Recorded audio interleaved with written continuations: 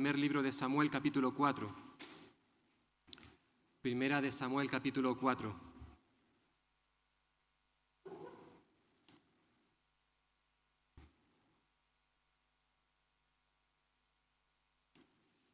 En esta mañana vamos a centrarnos en este capítulo.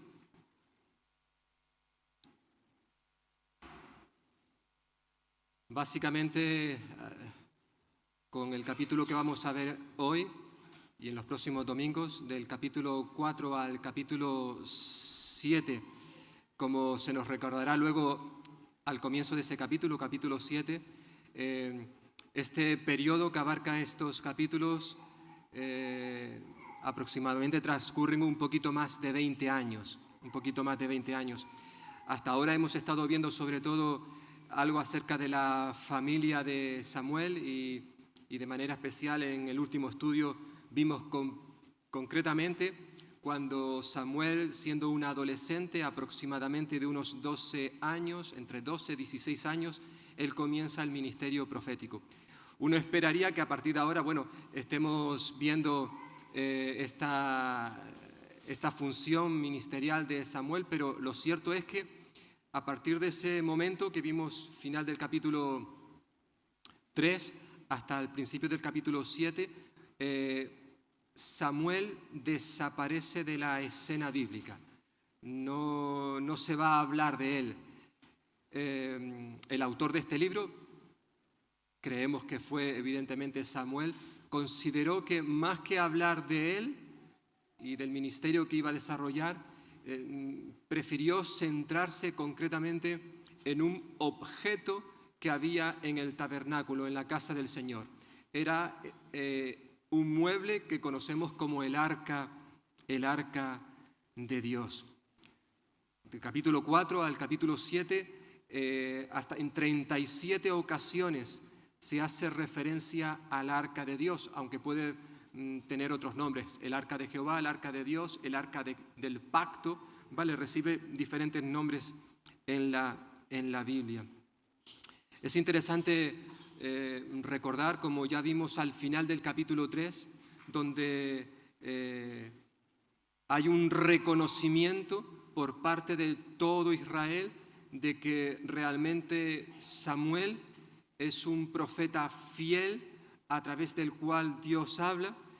El capítulo 4 que vamos a ver en esta mañana también comienza de esta manera, diciéndonos que Samuel hablaba a todo Israel.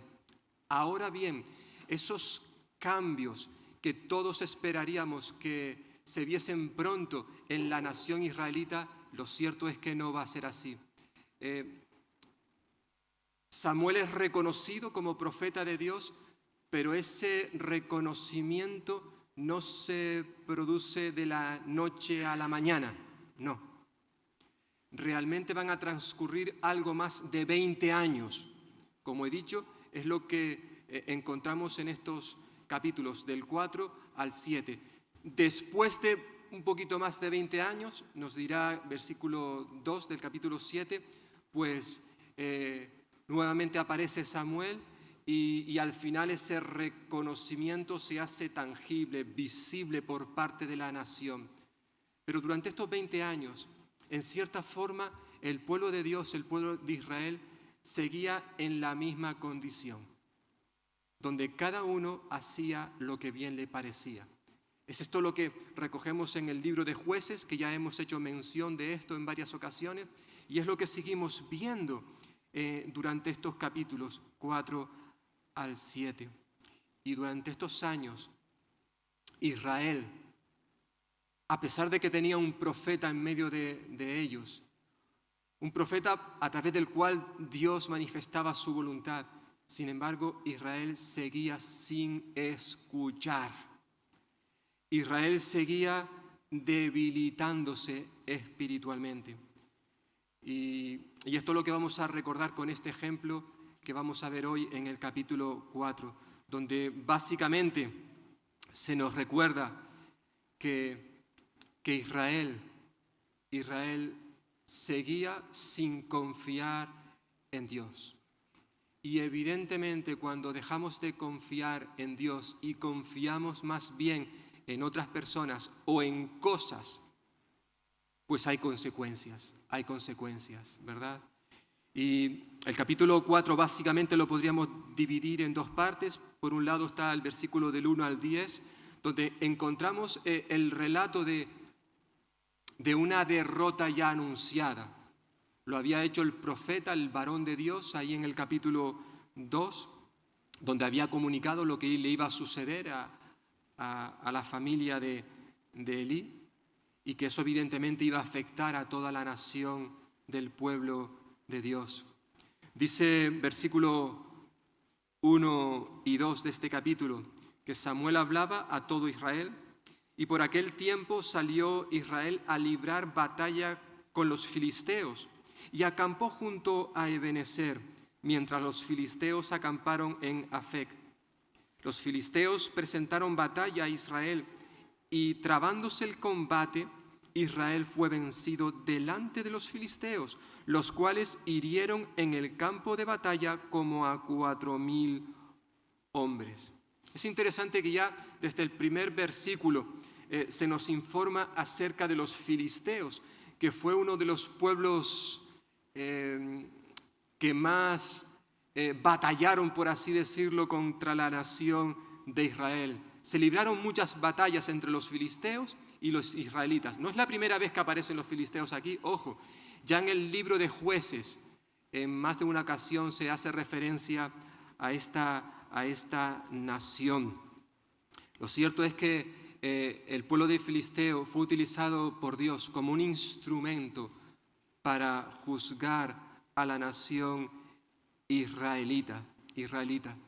Los filisteos van a estar continuamente lidiando batallas contra el pueblo de Dios, aunque, como veremos más adelante, ellos fueron completamente eliminados, vencidos en la época del rey David, pero eso lo veremos más adelante. Aquí concretamente se hace mención en estos primeros versículos que los filisteos entran en una batalla contra los israelitas y estos, el pueblo de Dios, son derrotados. Los filisteos hirieron a 4,000 soldados del pueblo de Dios. Y esta derrota de la nación de Israel tenía que haber llevado al pueblo de Dios a reflexionar sobre lo que les había sucedido. ¿Por qué? Se tenían que haber preguntado por qué habían sido vencidos por los israelitas. La nación de Israel era un pueblo que estaba acostumbrado a vencer en las batallas en las cuales tenían que enfrentarse continuamente. Ellos no estaban acostumbrados a perder. Y la razón es muy sencilla. Dios iba delante de ellos. Era Dios quien obtenía la victoria para su pueblo. Por tanto, uno se tenía que preguntar, ¿por qué ahora han sido derrotados como pueblo de Dios? Según el versículo 3, que veremos ahora a continuación, parece que los líderes de la nación, podemos leerlo, cuando volvió el pueblo al campamento, los ancianos de Israel, los líderes dijeron, ¿por qué nos ha herido hoy Jehová delante de los filisteos? Es decir, parece que los líderes llegan a la conclusión de que si han perdido contra esta nación pagana es porque esa era la voluntad de Dios. Y como era la voluntad de Dios, no hay nada que hacer. En cierta forma están reconociendo, con lo que manifiestan en el versículo 3, están reconociendo que era el Señor quien había permitido esta derrota. Vale, pero ellos no se cuestionaron si lo que había sucedido realmente era la voluntad de Dios o lo que había sucedido venía como consecuencia de que en medio de Israel, en medio del pueblo de Dios, había pecado. Que ellos realmente no estaban andando bien. Y como consecuencia, Dios había permitido que fueran derrotados por los filisteos. Es decir, ellos, en medio de esta situación de crisis que están viviendo, en vez de buscar el rostro de Dios por medio del ayuno, por medio de la oración, más bien lo que hace es tomar una decisión. Y es que en la próxima batalla, en la próxima vez que tengan que enfrentarse con los filisteos, van a llevar consigo el arca de Dios, para que de esa manera, de una manera visible y tangible, la presencia de Dios esté en medio del campamento y así, de esta manera, se pueda garantizar la victoria contra sus enemigos. Si está el arca de Dios con nosotros, podremos vencer. Como he dicho, ellos no se plantearon, no reflexionaron para poder averiguar el por qué Dios había permitido que fuesen vencidos por los filisteos. Y tenemos que reconocer, hermanos y hermanas, que muchas veces nosotros también, Dios permite que pasemos por tormentas, por pruebas, situaciones difíciles en nuestra vida. Y tenemos que ser honestos que en medio de esas circunstancias muchas veces nosotros no nos paramos a reflexionar, a pensar si lo que me está pasando es la consecuencia de algo que yo no estoy haciendo bien, quizás que haya pecado en mi vida, quizás que yo no esté andando bien en los caminos del Señor y por eso Dios está permitiendo esto en la vida de mi familia o en la vida de la iglesia. Es decir, las circunstancias adversas que a veces Dios permite que vengan a nuestra vida deberían de llevarnos a mirarnos a nosotros mismos, a ver si el problema está en mí. Y no tanto pensar, bueno, si esto sucede es porque Dios así lo ha querido. Esa es su voluntad. Es cierto que Dios permite muchas veces que, no solamente en nuestra vida, sino en el mundo que vivimos, sucedan cosas que nos duelen, nos entristecen.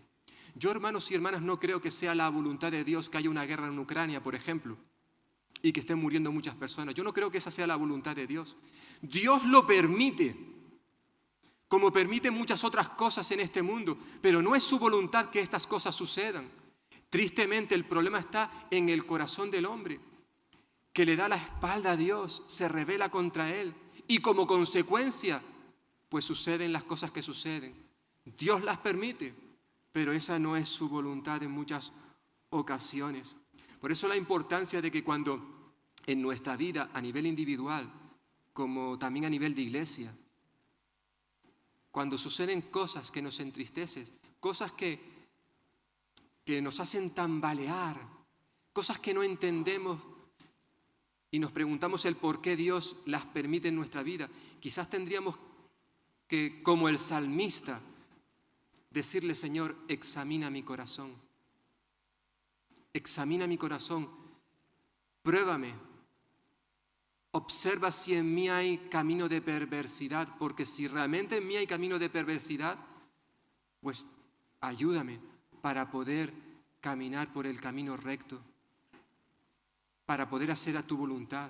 Pero tenemos que pedirle al Señor que nos examine para ver si realmente el problema está en mi vida, si el problema está en la vida de la iglesia. Y no simplemente decir, bueno, esta es la voluntad de Dios y con eso lo resolvemos todo. Eso es lo que hicieron el pueblo de Israel en medio de estas circunstancias, pero no fueron conscientes de que si Dios había permitido la derrota de los israelitas es porque realmente había un pecado en el pueblo de Israel, algo que estaba afectando a la nación desde hacía muchos años atrás y ellos no hicieron nada.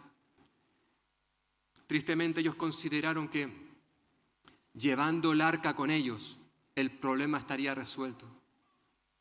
Y el versículo 3 al 10 nos recuerda el peligro de poner nuestra fe en las cosas y no en Dios. Dice el versículo 3 que ya hemos leído, cuando volvió el pueblo al campamento, los ancianos de Israel dijeron, ¿por qué nos ha herido hoy Jehová delante de los filisteos? Y ellos decidieron, vayamos a Silo y traigamos el arca del pacto de Jehová, para que, estando en medio de nosotros, nos salve de manos de nuestros enemigos. El pueblo envió gente a Silo y trajeron de allá el arca del pacto de Jehová de los ejércitos, que habitaba entre los querubines, es decir, en el tabernáculo. Y los dos hijos de Elí, Ofni y Finés, ya hemos hablado de estos dos personajes, de estos dos sacerdotes que estaban sirviendo en el templo, o más bien sirviéndose del templo, de su posición de liderazgo, de autoridad como pastores de Israel. Se estaban sirviendo de esa posición para blasfemar contra el nombre de Dios. Eran personas inmorales que no estaban haciendo bien las cosas. Sin embargo, fijaos, fueron ellos los que participaron en coger el tabernáculo, el arca de Dios y llevarlo al campamento. Versículo 5. Aconteció que cuando el arca del pacto de Jehová llegó al campamento, todo Israel gritó con júbilo, con alegría tan grande que la tierra tembló. Al escuchar los filisteos las voces de júbilo, dijeron: ¿qué gritos de júbilo son estos en el campamento de los hebreos? Y supieron que el arca de Jehová había sido traída al campamento. Entonces los filisteos tuvieron miedo, porque se decían: ha venido Dios al campamento. Y exclamaron: ¡ay de nosotros! Pues hasta ahora no había sido así. ¡Ay de nosotros! ¿Quién nos librará de manos de estos dioses poderosos?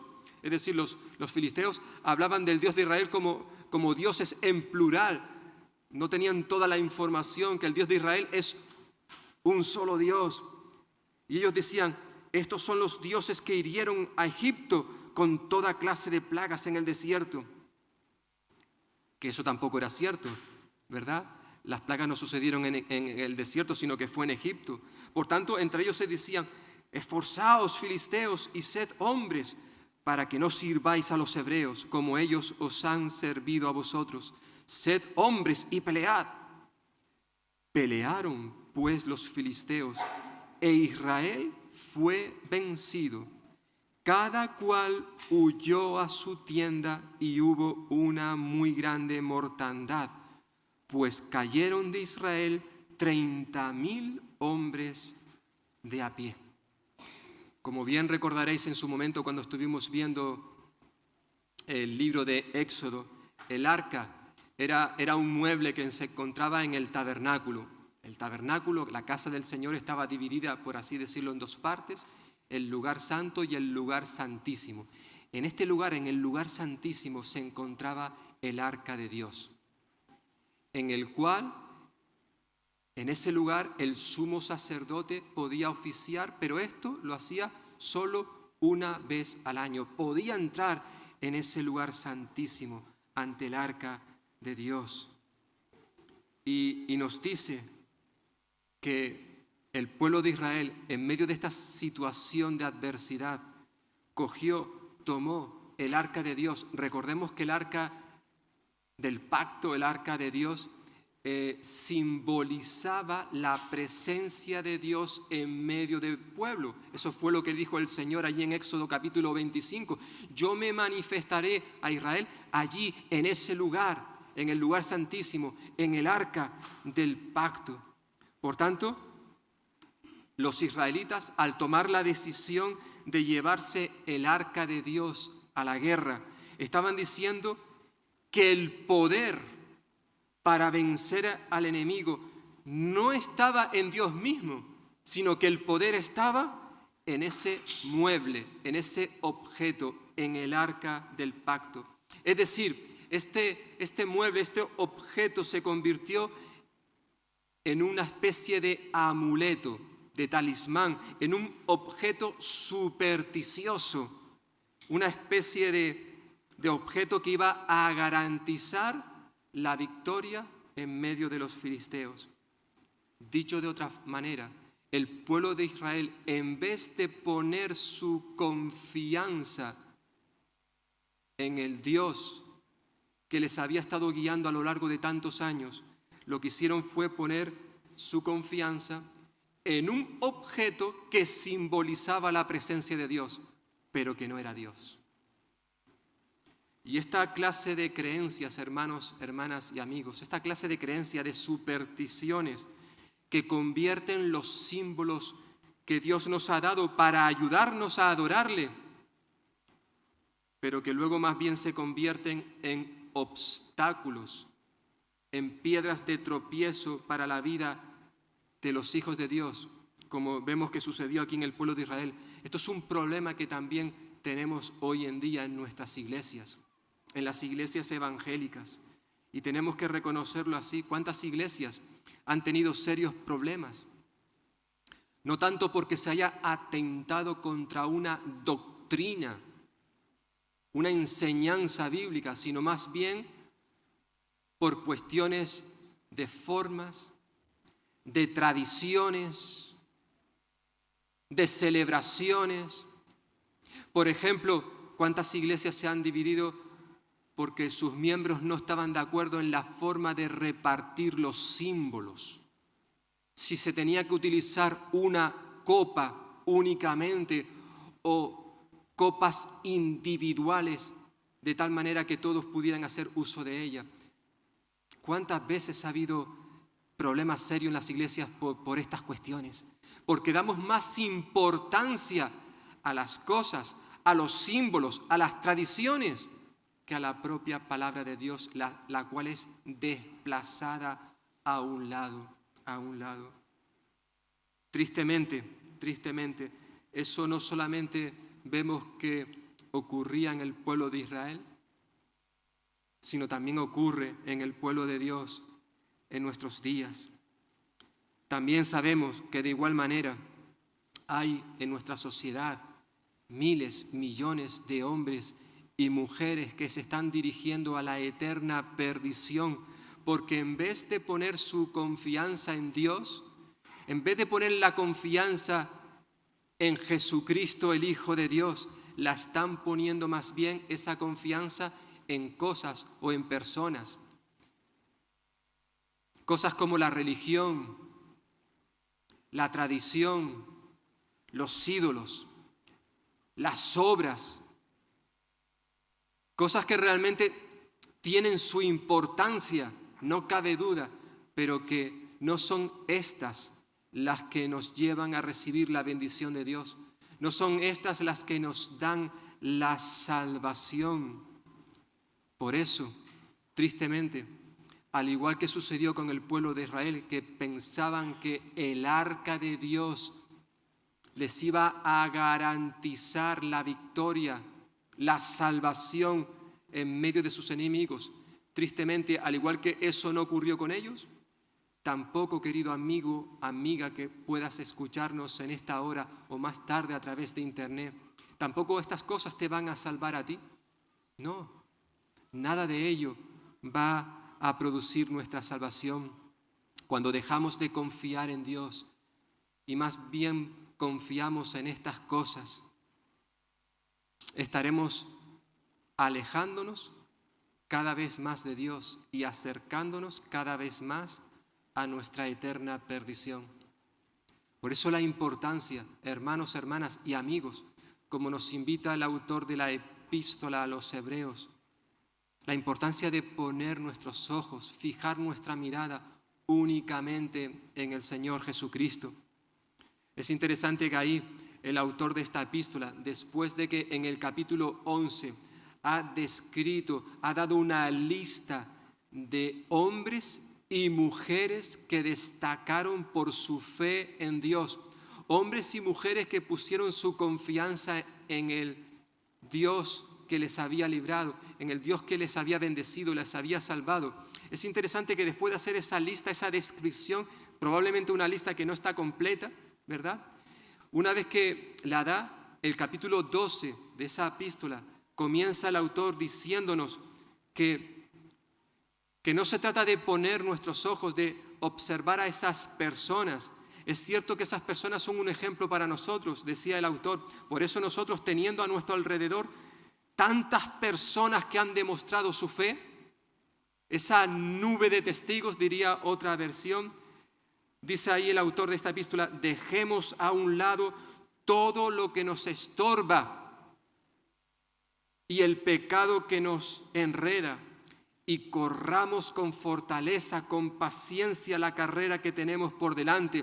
Y fijaos, no dice que pongamos nuestros ojos, que nos fijemos en esos hombres y mujeres de fe que destacaron por su confianza en Dios, porque todos ellos se equivocaron, todos ellos fracasaron. No, el autor dice que más bien tenemos que fijar nuestros ojos, poner nuestra mirada en el Señor Jesús, en el Señor Jesús, porque Él es el autor o de quien procede nuestra fe, y Él es quien perfecciona esa fe. Y hermanos y hermanas, aunque sabemos esto, como se nos ha recordado en el tiempo de cánticos, Miguel Ángel, ¿verdad?, al introducirnos esa canción que decía, ni riquezas ni honor. En este mundo no hay nada que tenga valor excepto Jesucristo, es lo que hemos cantado. Y todos decimos amén. Sin embargo, ¿cuántas veces tú y yo lo olvidamos? Y nuestra fe está puesta, pues quizás en las riquezas, en tener una cuenta corriente donde hay una cantidad de dinero suficiente para vivir con tranquilidad, el poder tener un techo, una casa y una buena casa, o un buen coche, una buena familia. Todas son cosas que evidentemente son legítimas, que deseemos, claro que sí. O en tener buena salud. Pero hermanos y hermanas, todas esas cosas que hoy tenemos, es posible que mañana las perdamos. Todas esas cosas no tienen valor realmente. Si tú y yo estamos poniendo nuestra confianza, nuestra fe en estas cosas, un día nos vamos a decepcionar. Un día nos vamos a tener que dar cuenta lo equivocado que estábamos, porque todo eso va a desaparecer. A veces incluso ponemos nuestra fe, nuestra esperanza en la propia iglesia. Qué bueno tener un lugar donde reunirnos como congregación. El tener hermanos y hermanas que nos aman, que nos cuidan, que nos ayudan, que nos animan. Aunque a veces es todo lo contrario. Y eso nos decepciona, y muchos incluso hasta dejan de venir a la iglesia porque fulanito, menganito me hizo esto o aquello, o porque nadie me saluda, nadie muestra interés en mí. Y eso nos lleva a abandonar la iglesia, a no querer saber nada del Señor. ¿Por qué? Porque nuestra fe, nuestra esperanza, nuestra confianza estaba puesta en esas personas, en esas cosas, las cuales un día nos van a fallar. Por eso el autor de esta epístola nos anima, nos invita, nos exhorta, nos manda a que en vez de poner nuestra confianza en todo eso que un día se va a desvanecer, más bien pongamos nuestra confianza, nuestra fe en Jesucristo, porque Él nunca nos va a fallar, Él nunca nos va a decepcionar. Incluso, como decíamos hace poco, incluso aunque estemos en medio de una tormenta, porque por muy cristianos que seamos, las pruebas, las situaciones difíciles, las adversidades también vienen a tu vida y a mi vida. Y eso puede llevarnos a pensar, bueno, si Dios ha permitido esta derrota, voy a traer el arca, voy a poner mis ojos más bien en otras cosas que ocupan el lugar de Dios, a ver si estas no me fallan. Pero nos van a fallar. Dios nunca nos va a fallar, hermano, hermana, amigo. Aunque tengamos que pasar por ese valle oscuro de sombra y de muerte, Dios nunca nos va a fallar. Por eso la importancia de fijar nuestros ojos en Él y solo en Él. Tristemente, a veces lo olvidamos. Y eso trae como consecuencia, pues que seamos derrotados, que experimentemos la derrota espiritual, que no es lo que Dios quiere para ti y para mí. Tristemente, como nos recuerda ahora versículos 11 al 22, cuando no confiamos en Dios, eso trae trágicas consecuencias. Dice versículo 11 al 20, que se nos ha dicho, versículo 10, que los israelitas perdieron la batalla, murieron 30,000 soldados del pueblo de Dios, y versículo 11, que el arca de Dios, ese arca que ellos pensaban que le iba a proporcionar, les iba a garantizar la salvación, resulta que el arca de Dios fue tomada y murieron, además, los hijos de Elí. Recordemos, Elí, el sumo sacerdote, sus hijos, sacerdotes también, servían en el templo. Estos dos murieron, Ofni y Finés. Y un hombre de Benjamín salió corriendo del campo de batalla, pudo escapar.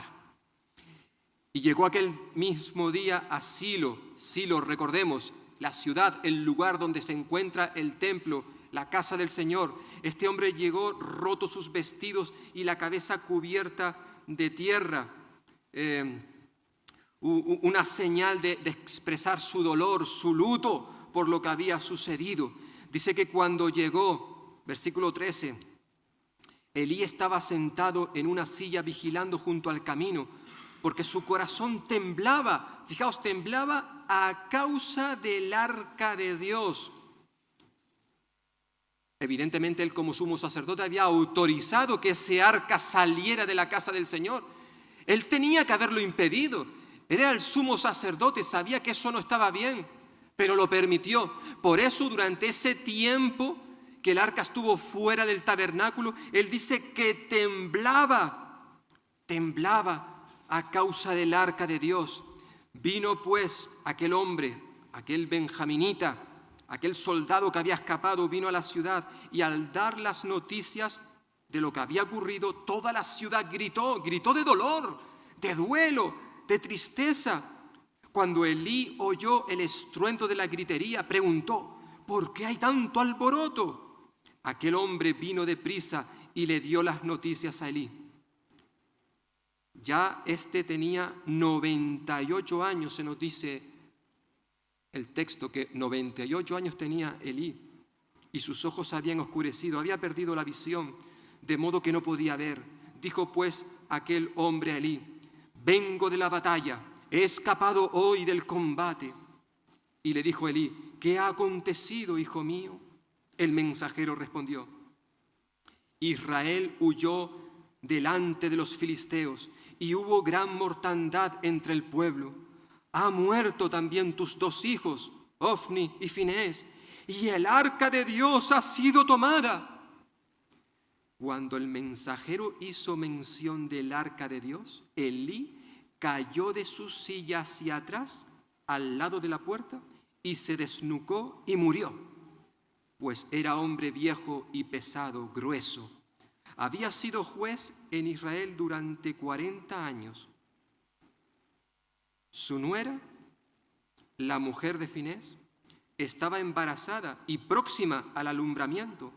Cuando oyó el rumor de que el arca de Dios había sido tomada y que su suegro y su marido habían muerto, se inclinó y dio a luz, pues le sobrevinieron sus dolores de repente. Al tiempo que moría, es decir, esta mujer murió, las que estaban junto a ella le decían: no tengas temor, porque has dado a luz un hijo. Pero ella no respondió ni se dio por enterada.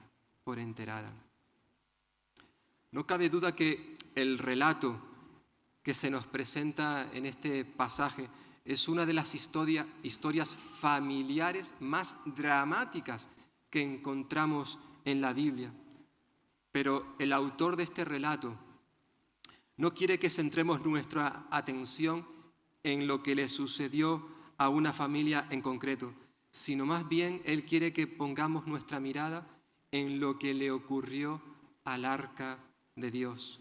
La noticia de Israel, de la derrota de Israel en el campo de la batalla, la muerte de miles de soldados y la tragedia que sobrevino a la familia de Elí, no tenían el propósito de desviar la atención de los lectores de este libro, como también de nosotros, y que nos centremos en estas cosas, sino más bien lo importante que quería señalar el autor de este pasaje es que nos fijemos en ese acontecimiento, la captura del arca del pacto de Dios. De hecho, esta fue la noticia. Esta fue la noticia que desembocó en la muerte de Elí. Evidentemente, en su corazón seguramente habría dolor, tristeza, cuando el benjaminita, el soldado que escapó del campo de batalla, le informó de que Israel había perdido. Además, habían muerto 30.000 soldados israelitas. Terrible. Además, han muerto tus 2 hijos. Terrible, terrible. Pero lo que hacía temblar el corazón de Elí, como hemos leído, era realmente lo que le pudiera suceder al arca de Dios. Por eso, cuando el mensajero termina diciendo, pero mira, además de todo esto, tengo que decirte que el arca de Dios ha sido capturada por los filisteos. En ese momento entendemos que Elí sufrió una especie de desvanecimiento, que cayó de su silla hacia atrás y se rompió el cuello. Se murió. Es esto lo que hemos leído en estos versículos. En cierta forma, esto que se nos está diciendo en este pasaje fue lo que ya le dijo el Señor a Samuel, vimos la semana pasada cuando le habló allí en la casa, en el templo. Samuel, te voy a contar una cosa, algo que va a ocurrir en la nación de Israel, que todo el que la escuche le va a retumbar los oídos. Recordemos, capítulo 3, versículo 11. Esto es a lo que se refería el Señor cuando anunció esto. Es decir, cuando, hermanos y hermanas y amigos, cuando dejamos de confiar en Dios, estamos en cierta forma invitando a la tragedia a que venga a nuestras vidas. Y no solamente cuando dejamos de confiar en Dios, eso nos afecta a nosotros de manera individual, sino afecta a nuestras familias, afecta a nuestra iglesia, afecta a la sociedad en la cual vivimos. Lo hemos dicho en más de una ocasión. Fijaos todo lo que estaban haciendo los hijos de Elí. Estaban viviendo de espaldas a Dios. Su padre, conociendo esto, lo consentía. Y no solamente su padre, sino realmente la nación. Estaban todos participando. No hubo nadie quien levantase la voz, nadie que diera un golpe sobre la mesa y dijera, señores, pero ¿cómo estamos permitiendo que estos dos estén pastoreando, guiando espiritualmente a la nación cuando están viviendo en pecado? No hicieron nada. Por eso el Señor determinó que iba a llegar un día, y el día llegó, cuando, entre otros, los hijos de Elí, los 2, había dicho el profeta, capítulo 2, iban a morir en el mismo día. Y así ocurrió. Cuando dejamos de confiar en Dios, eso trae trágicas consecuencias a nuestra vida. Tristemente, eso es lo que nos recuerda la palabra de Dios. Ahora bien, aún en medio de la rebeldía de Israel, aún en medio de nuestra desobediencia, porque tú y yo también somos desobedientes y le fallamos a Dios continuamente, aún en medio de esa situación, Dios sigue derramando su gracia. Es verdad que la nuera de Elí, nos dice versículo 21 y 22, que ella, antes de morir, le puso un nombre a ese hijo que acababa de nacer. Ese nombre, versículo 21, llamó al niño Icabod, un nombre que significa sin gloria, o también puede ser traducido, ¿dónde está la gloria? ¿Dónde está la gloria?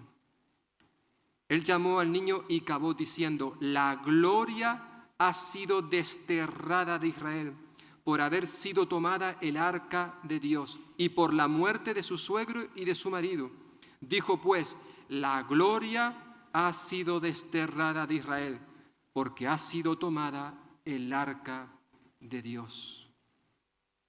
En cierta forma, ella estaba diciendo, estaba llegando a la conclusión al ponerle este nombre a su hijo recién nacido, el nombre de Icabod, sin gloria. Ella estaba diciendo que si los filisteos habían capturado el arca, entonces eso era lo mismo que decir que Dios también había sido capturado, apresado por el enemigo. Y por tanto, Dios ya no se iba a manifestar en medio de su pueblo. La presencia de Dios ya no iba a ser real en medio de la nación israelita. Es esto lo que ella en cierta forma estaba transmitiendo al poner este nombre a su hijo. Pero hermanos y hermanas y amigos, aunque ella dijera esto, y probablemente muchos en Israel estaban pensando lo mismo, sin embargo, todos ellos estaban equivocados. Estaban equivocados. El arca de Dios había sido capturada, cierto, pero Dios no. Dios no había sido capturado. Es cierto que el pueblo de Dios iba a tener que enfrentarse a una situación muy difícil por causa de sus pecados, especialmente los pecados de los líderes, de los sacerdotes que estaban atentando contra el Señor. Pero eso no significaba que el poder de Dios hubiese desaparecido de en medio de su pueblo. El que Dios permita, hermanos y hermanas, la tragedia en nuestra vida, incluso una tragedia que venga como consecuencia de nuestros pecados, incluso aunque eso suceda, Dios no ha desaparecido. Dios no ha dejado de actuar. Él sigue en medio de su pueblo. Él no se ha ausentado como pensaban los israelitas. Nos hemos quedado sin gloria. El Señor ya no está con nosotros porque el arca ha sido capturado, no.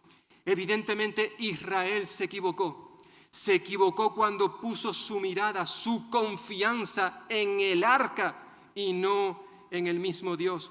Pero a pesar de su derrota con los filisteos y de que el arca haya sido capturada, como veremos a partir del capítulo 7, al final Israel tendrá la victoria, vencerá a sus enemigos,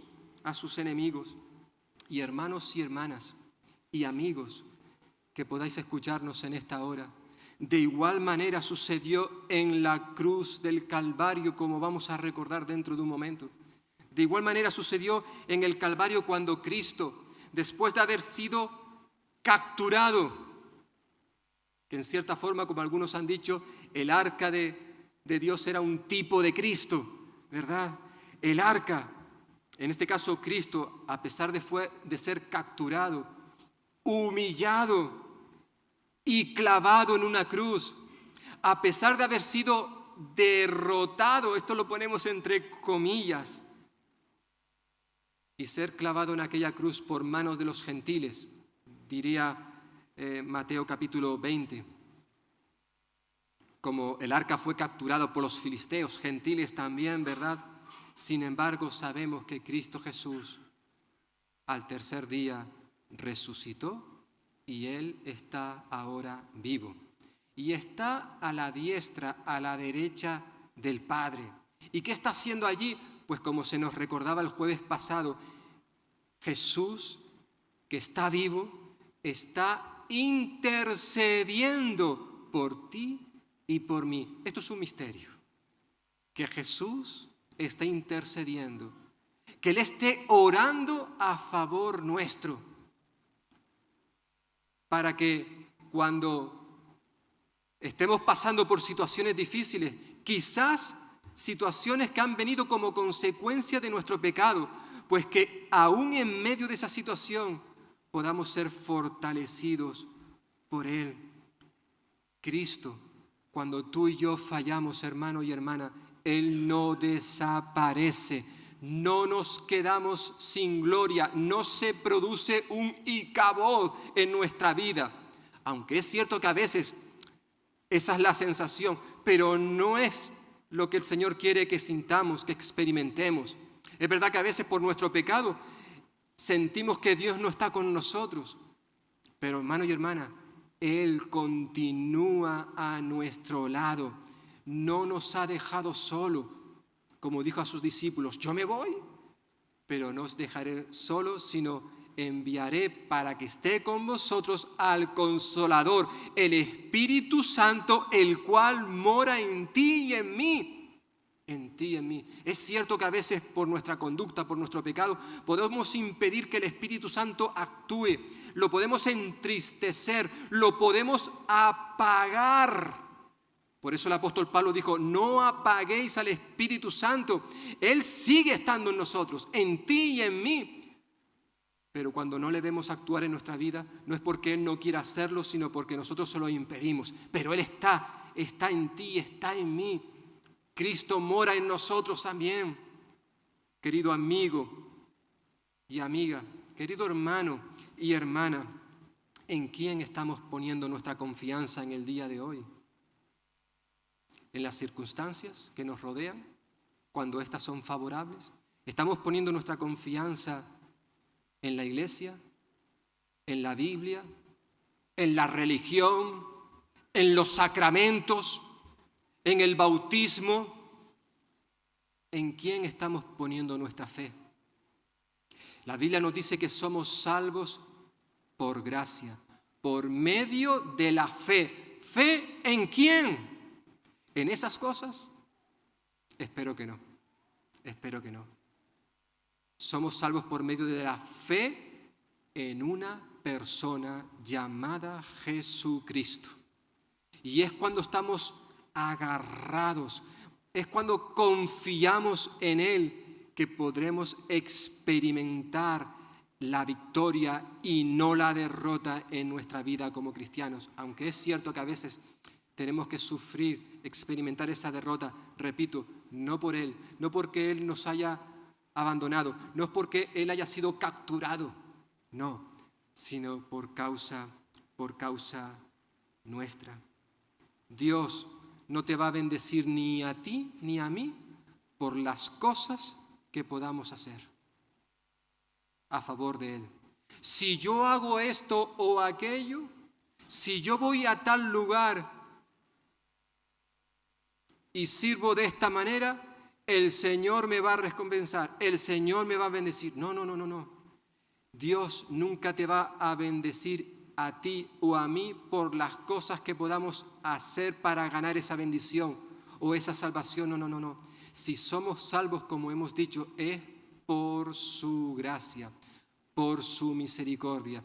Y hermanos y hermanas, la gracia de Dios siempre será mayor que nuestros pecados. Por eso, si en esta mañana el Señor te ha hablado a ti o a mí, y el Señor ha señalado algo en tu vida o en mi vida que no es tan bien, aunque nosotros creamos que ese pecado es demasiado grande para que Él lo perdone, acerquémonos confiadamente al trono de su gracia, porque cuando lo hacemos, no solamente el Señor nos va a recibir, sino que Él nos va a dar de su gracia, de su misericordia, para que podamos seguir adelante, incluso en medio de la adversidad. Confiemos solo en Él. Amén. Pues que el Señor bendiga su palabra en cada uno de nosotros.